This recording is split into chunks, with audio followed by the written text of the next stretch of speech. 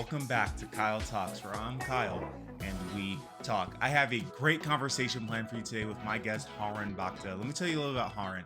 He is the founder of the Inside Ownership Index. He has over 2 decades of experience in the financial markets with portfolio construction. He developed the Inside Ownership Index.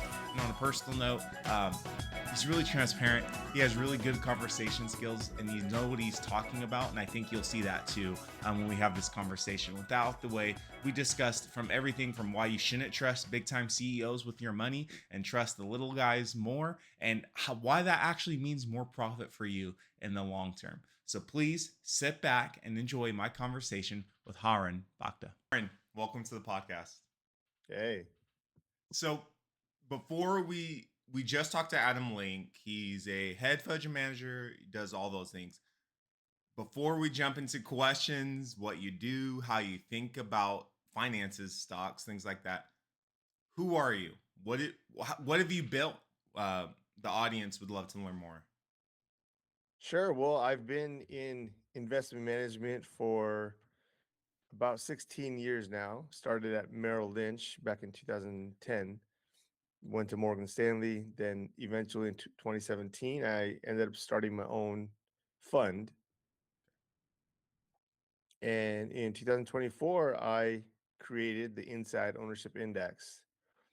And we launched an ETF based on my index, which we'll get into the index, but we launched our ETF today, in fact. Oh, To, okay. Didn't to, know. yeah, Okay. today the ETF is live. Thank you for taking time for this convo. It's live Yeah, day for you. That's yeah, cool. yeah, it's live day. Yeah, Okay. Okay. That sounds great. So let's just jump right into it. sure. What's an ETF? I like to break things down in an easy to understand way. I'm 12 years old. What's an ETF? What's investing? What's a stock index? Why should I care? Right. So an ETF stands for Exchange Traded Fund. And all that means is you get to buy a wide group of stocks. For example, the S&P 500, you could buy all 500 stocks by purchasing one stock. That one stock, it's an index fund. It gets you exposure to all 500 companies with basically doing one transaction, just owning a basket of stocks very easily and inexpensively. Okay. And it's really disrupted the whole industry by giving exposure to a wide group of investors, um, broad market exposure very cheaply, and um, it's eliminated a lot of the need for even financial advisors to go and, in the past, if you wanted to invest in the stock market, you had to call up a stockbroker and he told you what stock to buy, and you paid him a pretty large commission. So, and then eventually professional stock pickers got together and created what's called a mutual fund. And, again, they charged a wide range of fees to the end investor. So everyone kind of looks back at history and says, okay, well, the stock market's earned 10% per year on average. But, that hasn't really flowed through to the end investor, because the stock market earned 10%, but there were all these intermediary fees along the way. And the end investor really probably earned closer to 7 or 8% per year, while that 2% went to uh, stockbrokers or mutual fund managers and trading expenses and all of that. So ETFs have really disrupted the space by giving access to the market in a much, much cheaper way, where the actual returns of the market are flowing to the end investor and not to these intermediaries. I like what you're saying. That makes sense. Thank you for that breakdown. Also, we were just talking with Adam Link, who is a fund manager, and he was saying a lot of the lines. You sprinkled it in there. ETFs you hear it from everywhere. They're the move if you want to get rich or build, not get rich, build wealth over time and not worry about it. You get an ETF, VOO, SPY, etc., etc. Absolutely. Adam, he that was an interesting conversation. He doesn't think that. He actually has a book on why not to do that. And what I like about the work you're doing, you looked at the SPY, VOL, and said there's something wrong here. What Yes. was wrong? Well, there's a huge accountability problem with passive index funds. So now that accountability is with the corporate CEOs and leadership. So when you have an organization, which largely now is being controlled by ETF shareholders who effectively don't vote. So in the past, if management was doing a poor job, shareholders simply voted them out and voted new people in. By the shareholder, sorry, by the shareholders, you're meaning, let's just say Apple, for example. You own Apple. Hey, person A is not doing good. Let's send out a vote to shareholders to kick person A. Is that what you're saying? Just to make Exactly. sure. Okay. Okay. Exactly. And now that most of corporate America, due to index funds, is owned by essentially non-voters. Um, Now ETF companies like BlackRock, Vanguard, and State Street, most people buy those ETFs and they sit on the sideline in terms of um, deciding who management is and if they're doing a good job or not. And this is creating a huge systemic problem where when there's no ownership, any ownership in a company amongst the leaders, um, and there's no one on that board that owns any shares, it becomes a huge problem in terms of who holds them accountable. So if you have a board who doesn't own any and they get $200,000 a year in annual board fees, and then the CEO is paying himself or herself, millions of dollars a year, it just becomes a relationship between the board and the CEO, like, hey, we'll pay you, you pay me type thing. And Yeah. yeah, so what we want is we want accountability. So um, that was a huge problem that uh, my index that we created solves. And you have a chance to invest in the companies where leadership owns significant stakes in the company, where they go to sleep thinking about it, wake up thinking about their company, which is what the inside ownership is Hmm. you're essentially buying the 100 largest companies based on ownership, based on how much the leaders own of that organization. So we proportionally weight it to that ownership. S&P 500 weights stocks by size. So the Yeah. larger the company, the more they put in. Yeah. Larger doesn't mean better. We Yeah. um, take those same stocks, but they're reweighted according to the ownership of leadership. So for IO, if I'm understanding you correctly, you it's a share. You don't own any one company You own a directly. hundred when you buy the Yeah. inside ownership ETF. Yeah. You're buying 100 different stocks, Yes. and those 100 are the 100 most owned stocks by the leaders in terms of dollar value.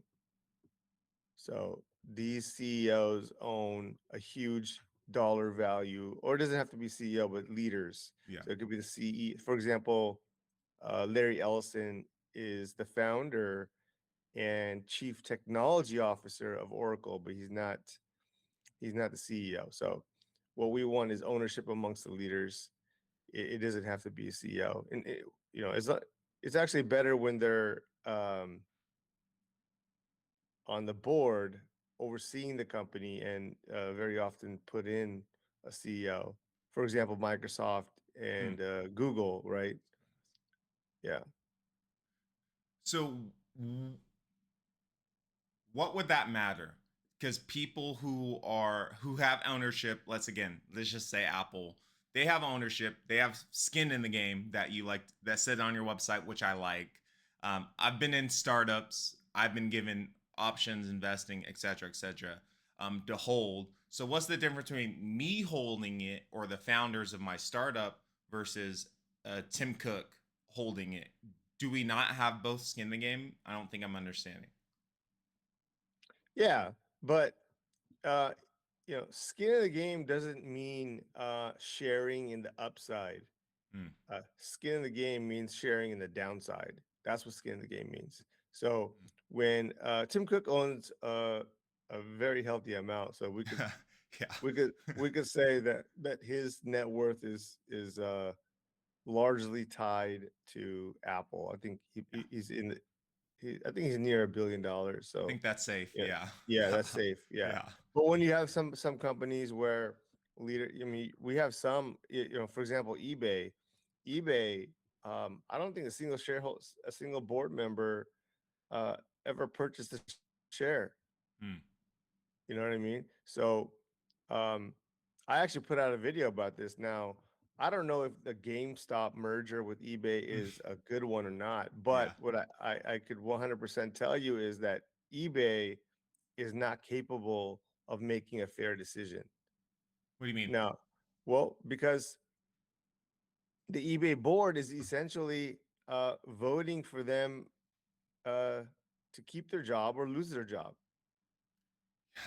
right? So they're not voting on whether this stock is Yeah. more lucrative under the control of um, the GameStop CEO. I forgot his name. Very famous guy. Yeah. It's Yeah, I know what you're saying. Yeah. yeah. I had a brain fart. But anyway, oh, Ryan Cohen. There you Ryan go, Cohen. Yep. Ryan Cohen. So now he's a great CEO. I think he's turned around GameStop since he's got involved. GameStop Yes. turned into a dying company into now a sustainable, Yep. profitable company. So you know, whether who knows what he could do for eBay, but I can tell you that no one on eBay is evaluating it as an owner. They're evaluating it as, can I keep my job and can I continue keeping my salary? And Yeah. you want owners making decisions, not what's called Hmm. agents, right? I see what you're saying. Okay. Right. To have to make these decisions, the owners, the founder. I'm thinking of past startups where Yeah, this. and it doesn't have to be a Yeah. founder, but what you want is an owner. And I'll give you an example. Okay. Okay. Warren Buffett is not the founder of Berkshire. We call him the founder now, Yeah. but he's, as- uh, it's like, when do these owners become founders? Yeah. It's after the success that we call them the Yeah. founder. Yeah. Um, but they don't Yeah. start out as the founder. And Howard Schultz is not even the founder of Starbucks. He acquired Starbucks when they had 11 stores. Yeah. Ray Kroc is not the founder of I was gonna say. McDonald's. Yeah. Yeah, That's the next person. I was thinking. Okay. Yeah. Yeah. but he's the owner and he created that success. Correct. Yeah. And they get the. Keep in mind too. They get the. I was listening to a podcast long time ago, and I believe it was Bloomberg. I'm not sure, but anyways, what I found, what he said, what you're saying to be true. He was a leader of or some kind of finance industry, and he built it up, but it wasn't by his work. It was by the people under him who did all the things, but he got the credit for it. And he acknowledged that and said, yes, I'm getting the credit, but these people who have been doing the work follow along. So, trying to connecting the dots between what you're saying, these people, Ray Kroc, etc., they came in and kind of, now we call them the founders. There's the movie Right. The Founder. Yeah. So, Right. yeah. Right. Exactly.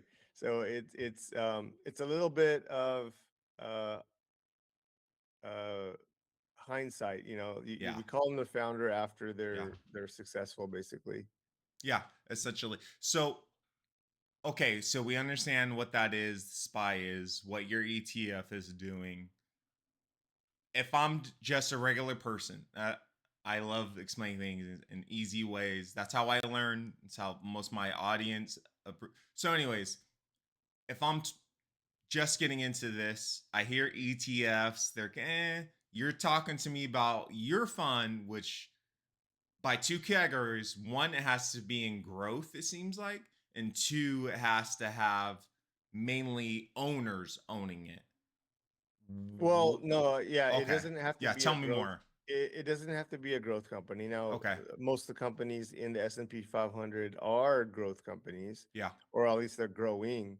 So, uh, the first uh, the first rule kind of is that it must belong to the S&P 500. So, that is the Hmm. universe in Okay. which the index operates. Okay. First, we take the S&P 500, all 500 companies within the S&P, and then we just look at which one has the most ownership, and we take the top 100 from there. So you're functioning within the S&P and looking, Exactly. okay, that makes Exactly. sense. That makes sense. So Exactly. then, And what we end up with is yeah. a group of better run companies, because where when leaders own significant stakes of the company they're leading, they treat the companies better because it's their own. So how do you know that? Do we know that for sure? Oh yeah, for one, we can look at the track record of investing in high inside ownership companies, and second, we could also just look at human nature, right? Yeah. Uh, so it makes sense from a human nature standpoint that when you own a big part of your company, you're gonna treat that company better. You're gonna care about its long term value. Very often, when if you hire a CEO, his motivation is going to be how does he maintain control of that company, and um, how does he show uh, the world that he's performing well. So they're going to think in terms of the next quarter or the next year, Mm, when real value is made over a decade. Jeff Bezos never showed a profit for 2 decades, yeah. right? Because he Yep. knew the long term value of what he was creating.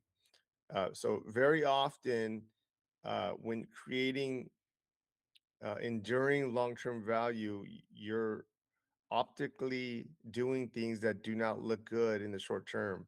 But when you're a hired CEO, you're not going to make those optically bad uh, looking decisions, right? You're going to Yeah. make short term decisions because you're forced into it.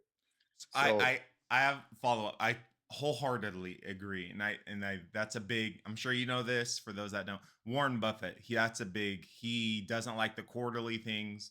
He even has come out and said CEOs and what you're saying, they'll look towards the quarter.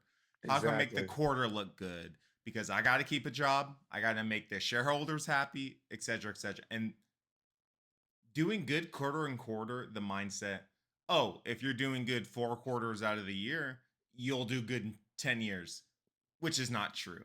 I think exactly. we see all seen that. That is not true. Exactly. And for example, a lot of people talk about like circular financing amongst Oracle, Larry Ellison, and Yeah.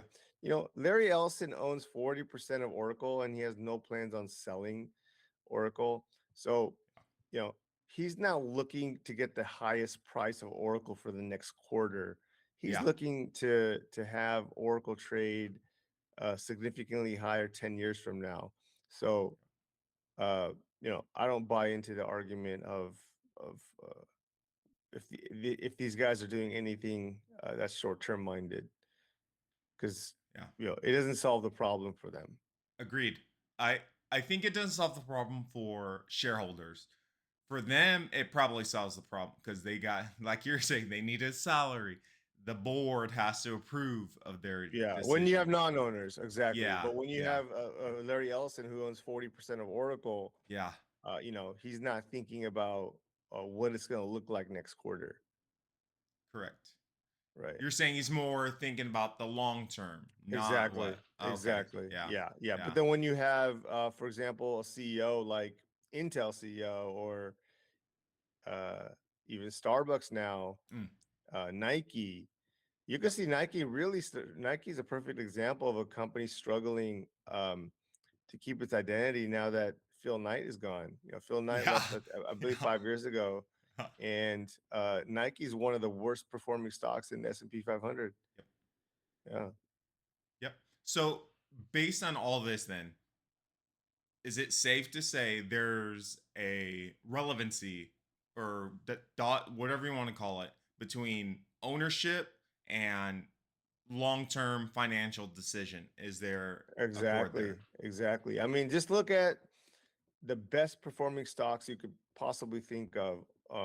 The best two performing stocks over the last 50 years are Walmart and Berkshire Hathaway.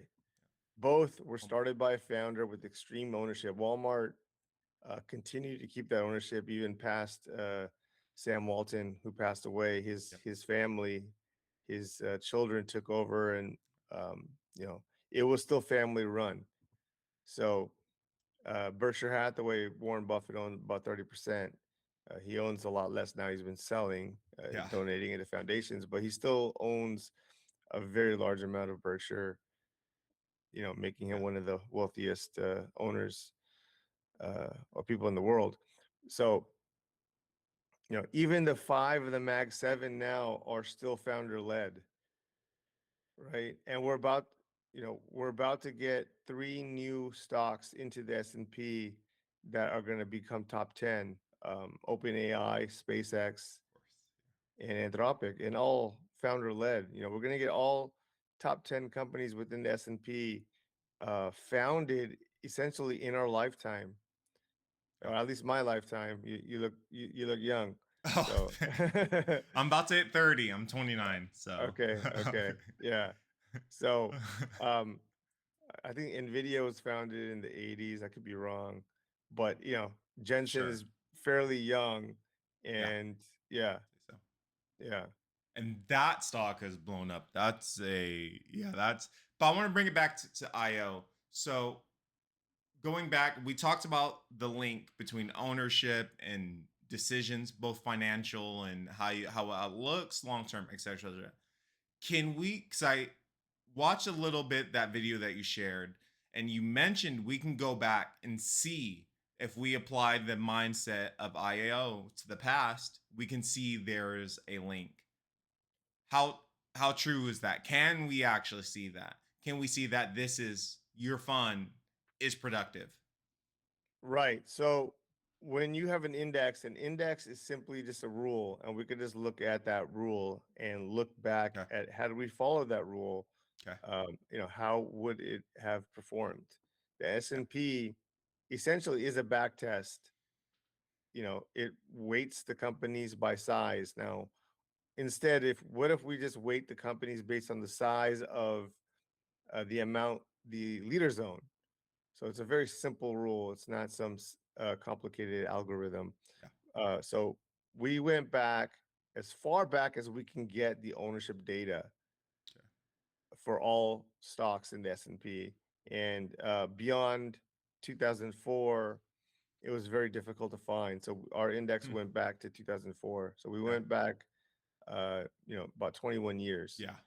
and what we found was $10,000 invested in the S&P earned about 700% between um, over that 21 Yeah. period cumulatively.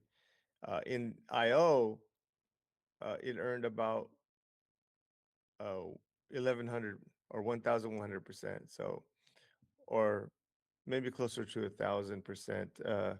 Yeah. Yeah. So we earned basically around 300% more cumulative percentage points over that period. Excuse me. Are past performances indicative of future? Should this, looking at that rule set, does that apply? It applied for the past 21, 22 years. will apply to the future 21, 22 years. Yeah, well, past results definitely do not I agree. Yeah. mean that the future is going to be just as bright. But now, if you look at how innovation works, a guy named Matt Ridley wrote a fantastic book about how innovation works, and innovation really works between feedback loops. So, what you want is those making decisions to feel the consequences of bad decisions quickly. And good ideas must survive, and bad ideas must die. And that's how innovation works, being close to the problems being solved. So you look at a company like Tesla with Elon Musk, Yeah. he deals with the actual engineers working on the problems. When you get a hired CEO, you get layers of management in between the people doing the work and uh, the decision makers at the top. And this is the problem. Uh, Hmm. when those feedback loops get long, which is what most these car companies have, uh, Tesla has laid out their patents all open source, so everyone knows exactly what Tesla is doing, and yet none of these companies could copy them. It's because they don't have a system in place for it to work. You need owners who are on the Yeah. ground actually working on the problems. Very often these founders and owners are the very ones who created the initial product, so they understand it. It's something called tacit knowledge. Tacit knowledge is another word for implicit knowledge. It's knowledge that can't be taught. Yep. It's like ingrained in their bones, and they can't just teach the next person this. So, Yeah. uh, when it comes to the future, uh, you need owners to really create. This is why the next three largest companies in the world coming into the S&P 500 are again companies founded, in the last um, call it 10 years, maybe 15 years. I'm not sure exactly when SpaceX was founded, but these are new companies. And the largest companies in the world are all new companies, right? Yeah. They're founded in our Yeah. lifetime where the founders are Yeah. still there. So this is not going to change. So when you say, well, investing in owners, uh, you know, is the past performance indicative of future performance? But you know, would you rather invest in owners who are thinking about their company every single day? And my answer would be yes, right? I Yeah, yeah. My other Yeah, question then with that, I we've both people who have listened have seen the rise of OpenAI. Let's just go with them. I remember listening to a podcast talking about them taking Microsoft deals and maybe not having the money they say. That's a whole different conversation. But we have seen them meteoric, Anthropic, open APIs, open. Yeah, I've said it yeah, so much. Yeah, yeah. you know what I'm saying. So my question is, at what point does it come? Let's get out of this. We're good. Is it when the owner leaves, who's founded that company? Do you understand what I'm saying? Right, right. Yeah. My index operates that way. Okay. So I always pose a thought experiment. So the thought experiment is, imagine a very successful company. You could think of one right now that's run by very smart and successful leaders who have really created that success in the organization. Now, hypothetically, replace that uh, entire company with new people overnight. Now, Yeah. would you consider that organization the same? Most people would say no. The S&P treats that company exactly the same because all they care about is how big that company is. Yep. Now, we would treat that company absolutely differently because all an organization is people, right? That's all a company Agreed. is Agreed. people. Yeah. And when you replace successful people with new ones is just not going to be the same. And I actually have a uh, uh, very good presentation I've run recently where I look at a series of stocks that dominated a certain market, and everything's changed when the leaders change. So the best two examples I have is IBM.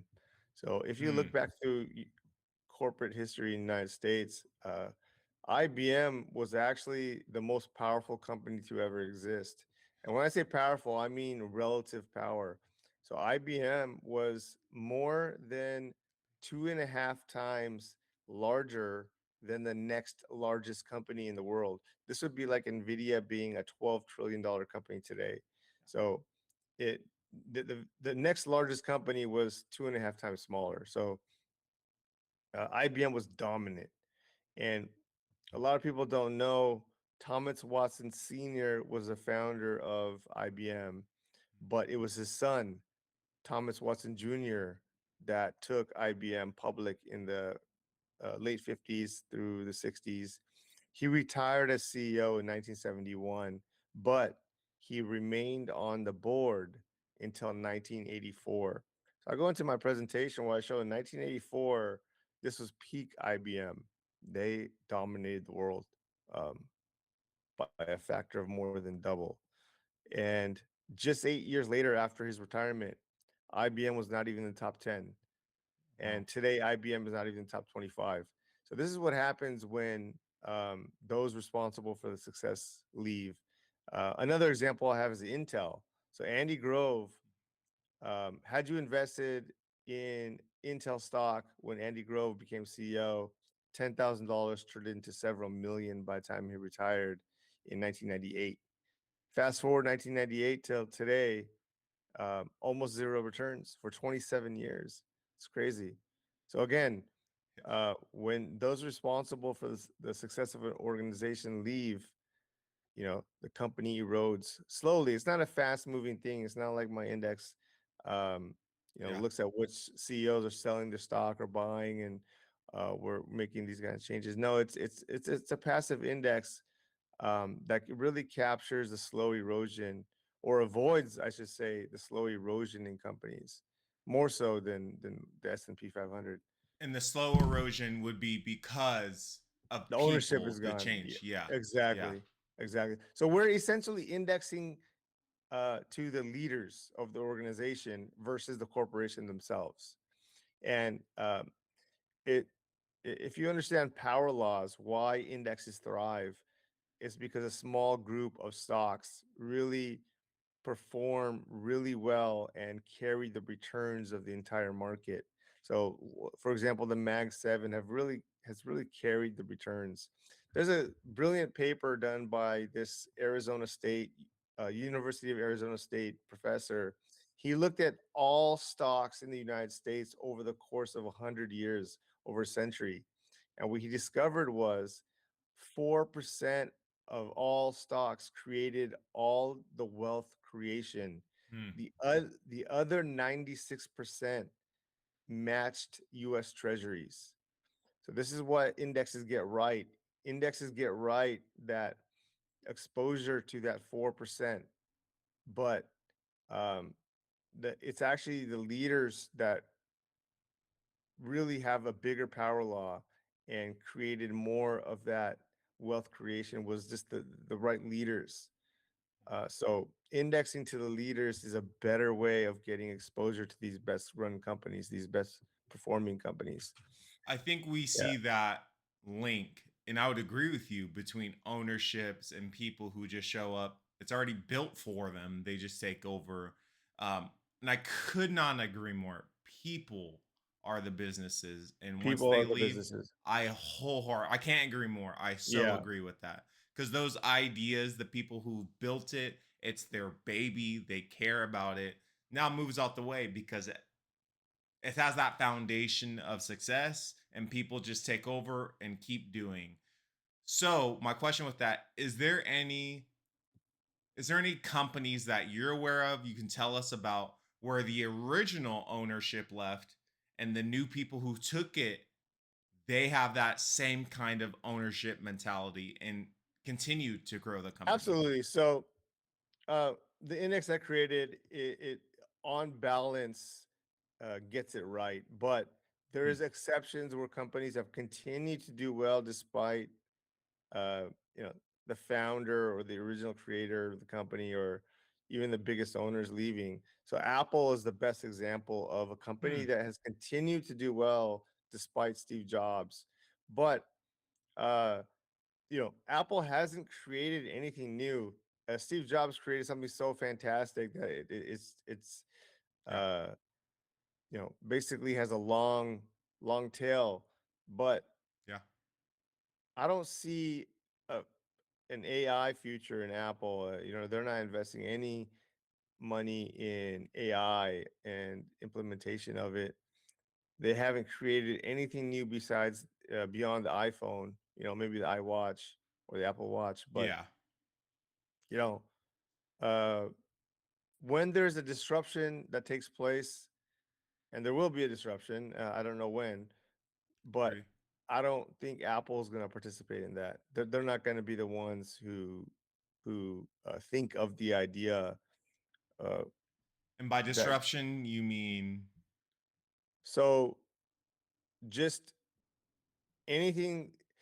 People don't change phones until something is 10x better. So yeah, the iPhone was 10x better than the BlackBerry, right? The BlackBerry. Yeah, BlackBerry was 10x better than yeah, whatever came before that. So nothing has come out that's 10x better than the iPhone, but there will be something that's 10x mm, better than the I see what iPhone. you're saying. And I don't know when that's going to happen, but at some point, we're not going to be, uh, you know, using apps on a cell phone. It's going to be something else, and I don't know what that is, but um, there will be something that comes out that replaces the Yeah, need for an iPhone, and Apple's not going to be the one that innovates that.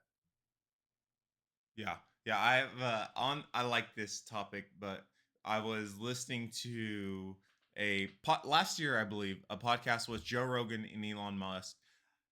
Whatever you think about them, I like the idea. They're saying that they have like an AI chat agent, whether like on your wherever on your person, and they're gonna tell you, hey, emails, tell you what's relevant, tell you what's not. I actually think that's the future. I don't think iPhones will rule forever. It has ruled my entire life, but past performances aren't indicative of future. So I don't think Apple's gonna rule forever. Just quickly, what is your thoughts on that? Well, I think that every individual will have a device on them. I don't Yeah, know whether it's going to be an iPhone or what type of device, but it seems yeah, like every human is going to have some kind of device on them that really assists them. Um, so yeah.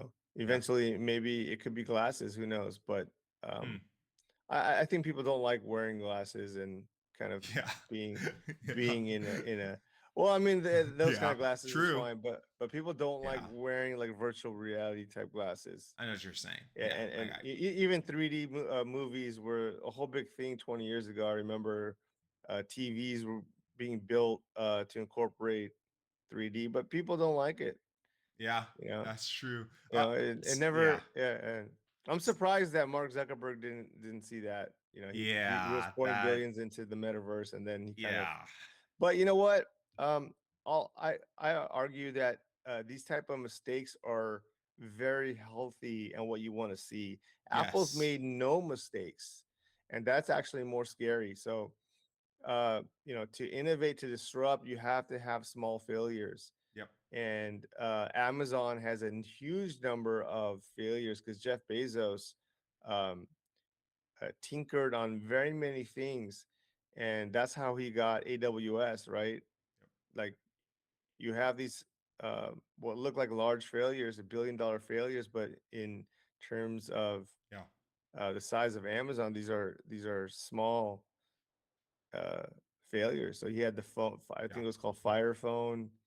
He's got a number of failures at Amazon, and uh, you know, a few huge winners that really carry all the weight.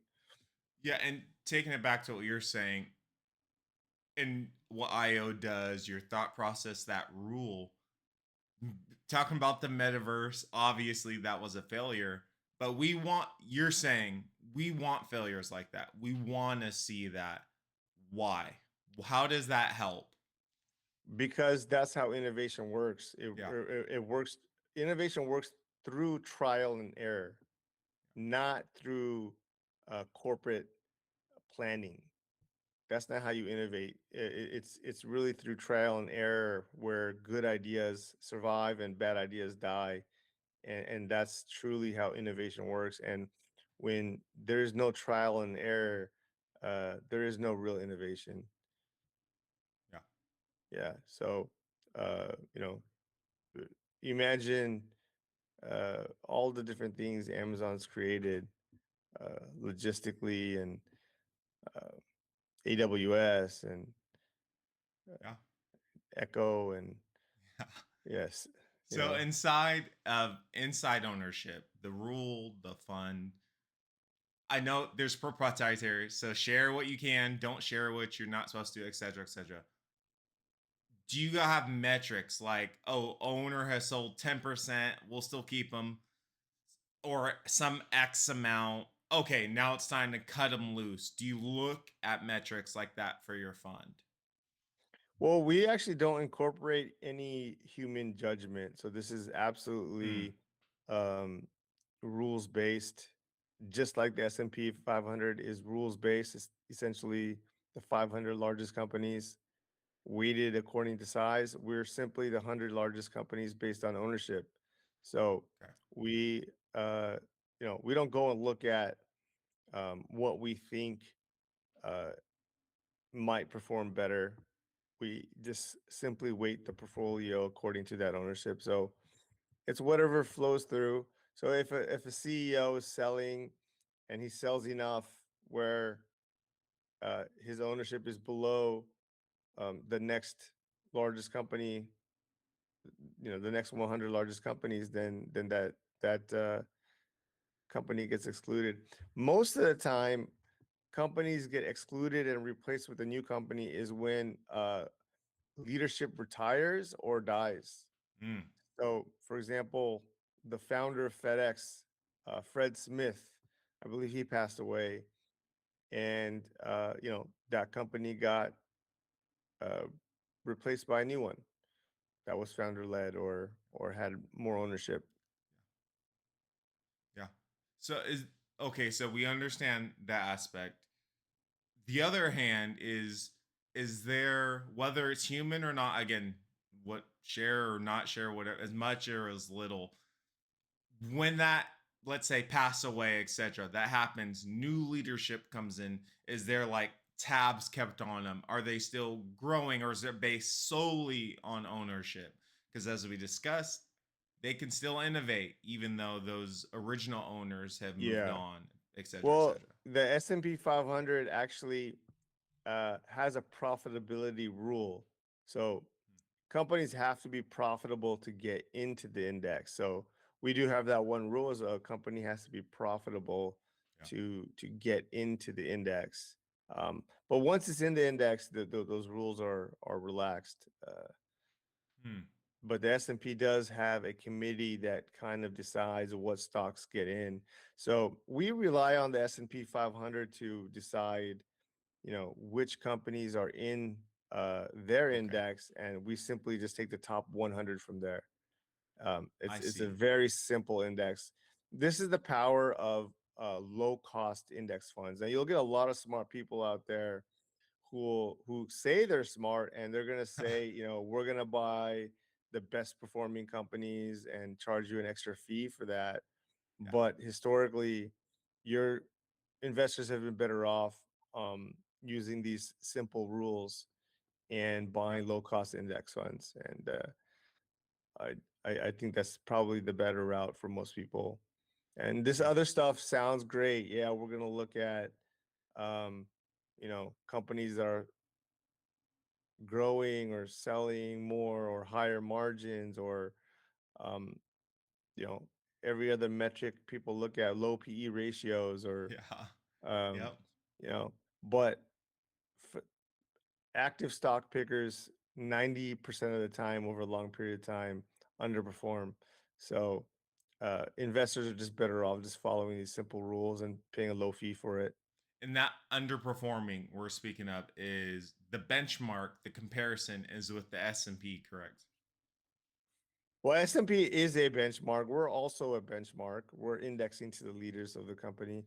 Yeah, I'm Um, saying when you yeah, compare, when you hey, compare, yeah, exactly. yeah, So yeah. people, mutual funds out there that charge extra fees for picking stocks, Yes, yeah, um, for the most part, underperform, and it's virtually impossible to know which one will outperform. So I yeah. think 1 out of 10 may outperform over a long period of time, but it's virtually impossible to figure out which ones will do it. Yes, and then you charge a premium when you can just hold it.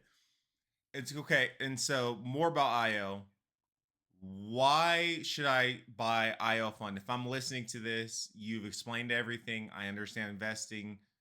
Why should I go with IO instead of the SPY or the VO? And my goal is just to build wealth so I can retire and have something left. Simple. Yeah. Well, the most the best way to build wealth is by slowly accumulating um, exposure to the stock market Yeah, in agreed. what's called dollar cost averaging. Yeah, So uh, every strategy gets very difficult to implement when things shift in the world. For example, the best time to be buying stocks was deep into COVID 19 during that crash, or deep into the 2008 financial crisis, right? These were the best times to be buying stocks, and it's when it's the very hardest to do.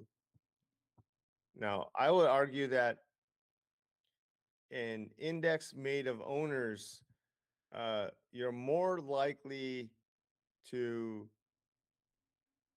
be willing to buy into these companies at the best possible times, because you know that the leaders within the organization are feeling the pain, and they're going to pivot and make changes.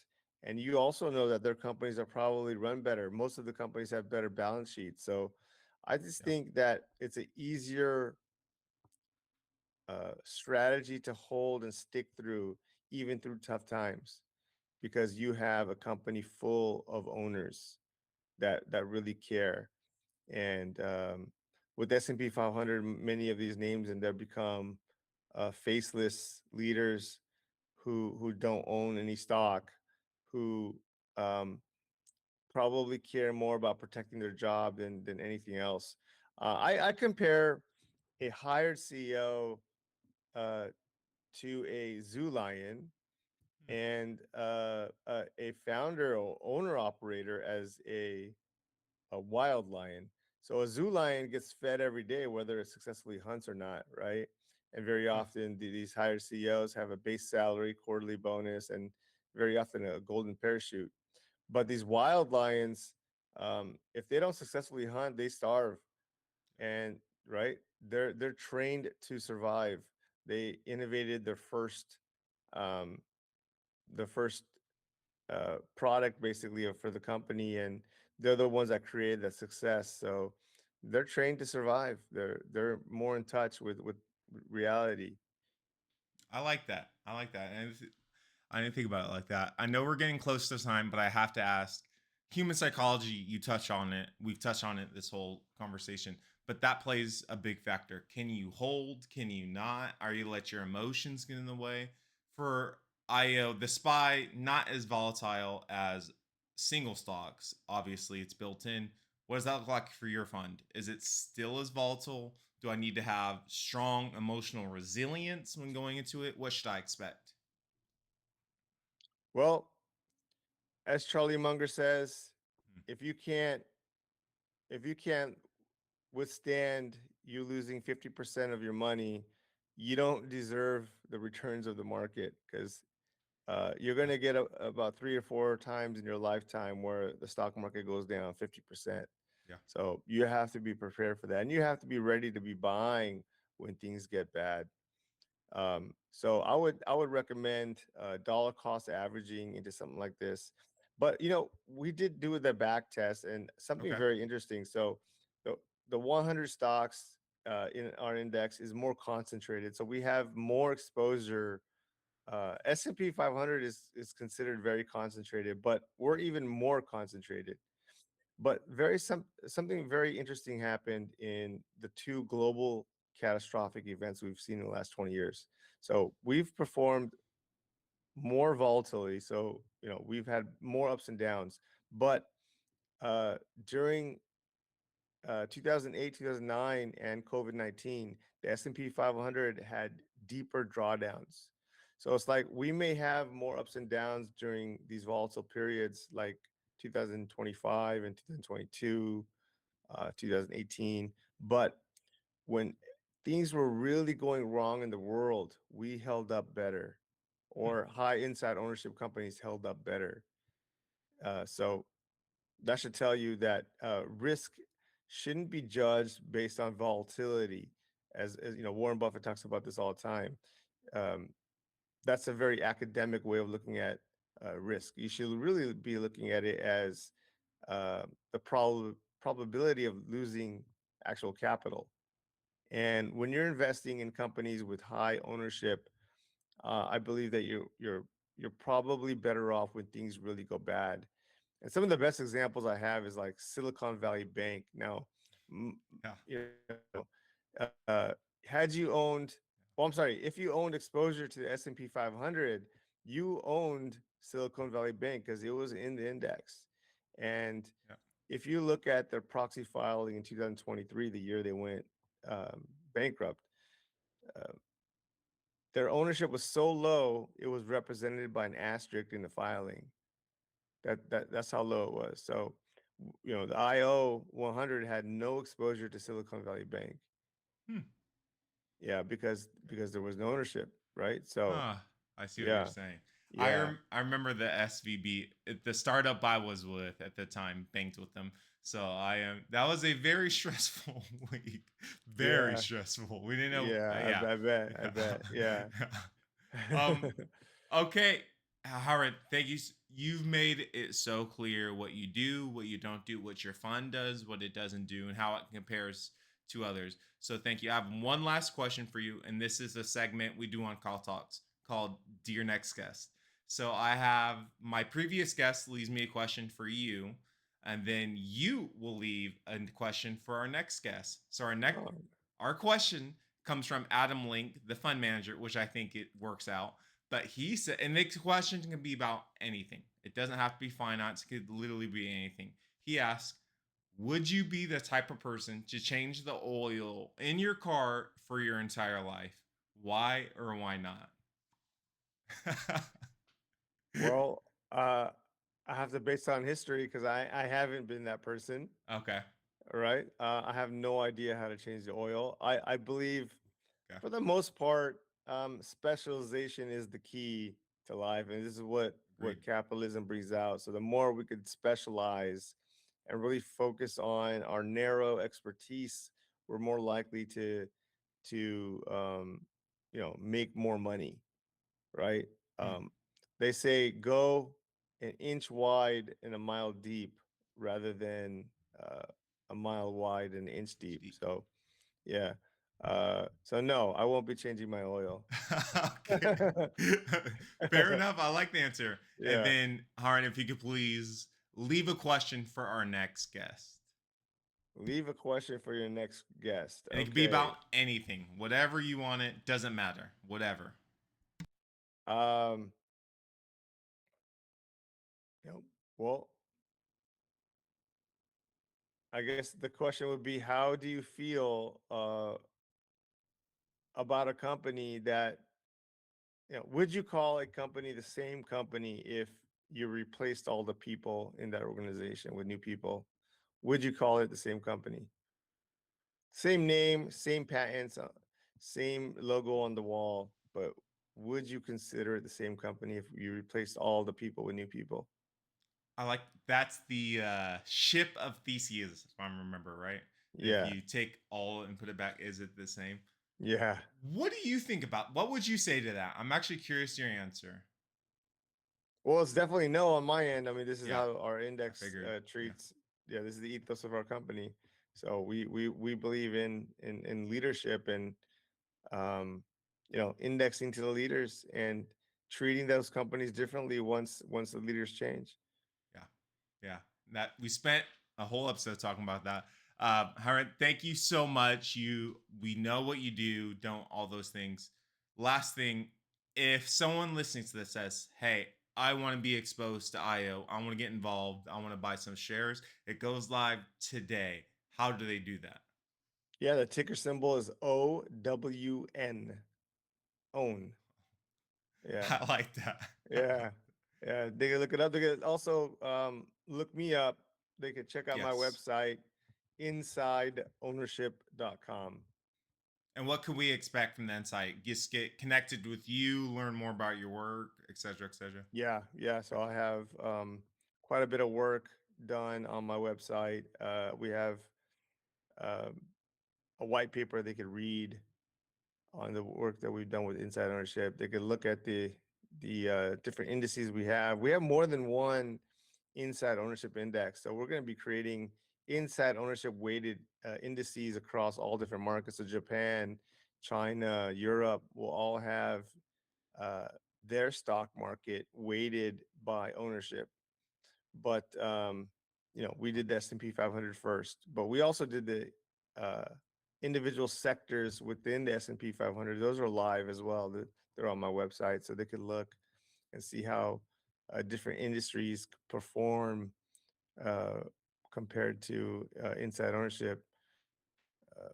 And what you'll find is the highly innovative industries need the ownership to perform or perform even better. And the industries where there hasn't been innovation in the last 100 years, those tend to underperform. Um, for example, energy, Exxon and Chevron have been the leaders for 100 years. Communications, AT&T and Verizon have been the leaders for 100 years. So in those types of industries, ownership hasn't mattered as much. But with technology, where returns are very high and leaders are changing, uh, ownership is maybe the only thing that matters. So it's pretty crazy the differences between the different industries. Well, thank you so much for your time today. Going live, it's your live day, so thank you for taking time to have this conversation. I really appreciate it, and I'm speaking in the future. I would love to talk to you in a year or 2 years to see what you've learned, where the index is at, and so we'll have to set that up. But Awesome. yeah, thank you so much for your time, Harn, and I Thank you. appreciate you today and wish you luck in your new index. So thank you for the Awesome. time Thank today. you, Kyle. Thank you. Thank you. Bye.